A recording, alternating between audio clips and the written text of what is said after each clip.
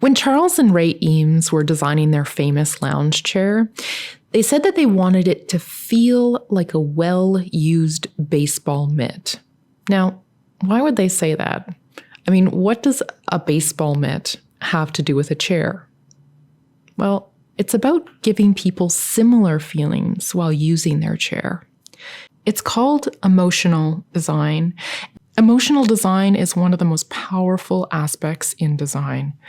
People make split-second judgments and decisions based on their emotions and then tend to back them up with logical argument. When I look at some of the objects in my own life and think about why I chose them, sometimes it's purely based on emotion. For example, like, why did I choose to buy this menu light? There are millions of table lights in the world. Well, I chose this one because it reminds me of a balloon floating in the air. It has this playful quality that is, soft, cute, gentle. More importantly, these are all qualities that resonate with me. These are things that I want to live with. Talking about emotional design might seem challenging because we're talking about a kind of mix of very intangible qualities. Some people might argue that this area is highly subjective, that, isn't beauty in the eye of the beholder or something like this. But I would argue, and what I've come to learn, is that there is a formula for emotional design, at least on the visceral level. And that's what I'd like to share with you in this video. And when I say visceral level, I'm referring to Don Norman's, he talks about 3 levels in his book, Emotional Design. And I won't get into those 3 levels, but I will say that the visceral level is like your gut reaction to the appearance of something. Here we have a well-used baseball mitt. What qualities does it have?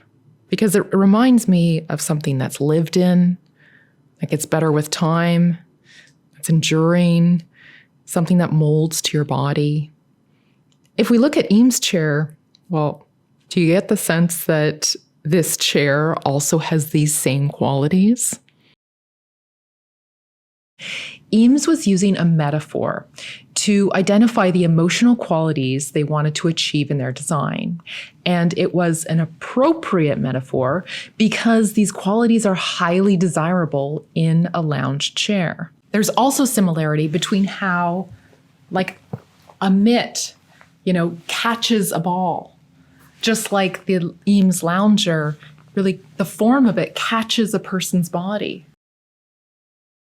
So metaphor is an amazing tool for imbuing products with emotional qualities. And you've probably come to know metaphor as a figure of speech in your everyday life that directly compares one thing to another. The purpose of using a figure of speech is to go beyond the literal meaning of words to communicate some type of message, which is kind of what we're doing when we are designing for emotion. Part of the reason why metaphor can convey complex emotions in a way that literal language cannot is because it's imprecise. And a great example of that is this giant baseball mitt chair. Like if we were to compare and contrast it with, the Eames chair, it is very hard to get past the fact that it's so literal. It's a giant baseball mitt chair, and it's hard to have the same kind of complex qualities that the Eames chair has.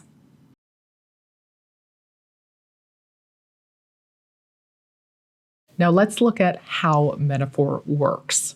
How metaphor works is by borrowing an attribute from one thing and applying it to another thing. Let's look at a great example. And it's this juice skin, like a juice box, designed by Natua Fukasawa. Well, if we look at a banana for a minute, the first words that come to my mind are, the banana. This banana looks natural, fresh. It looks like the total character of a banana because it is a banana. Coming back to Fukasawa's juice box, I ask you, do you feel this design is communicating those same emotional qualities as our banana? I would say absolutely yes, especially like this idea of total character of a banana. This quality makes this product very compelling. Like the juice box has literally adopted the skin of a banana, so it takes on all of those qualities. But what's really important to note here is that even though it's very close to being literal, it's still not 100% literal. And this is where the magic of metaphor can really happen, where it's not 100% literal and it's also not 100% precise. So we need to take this a step further.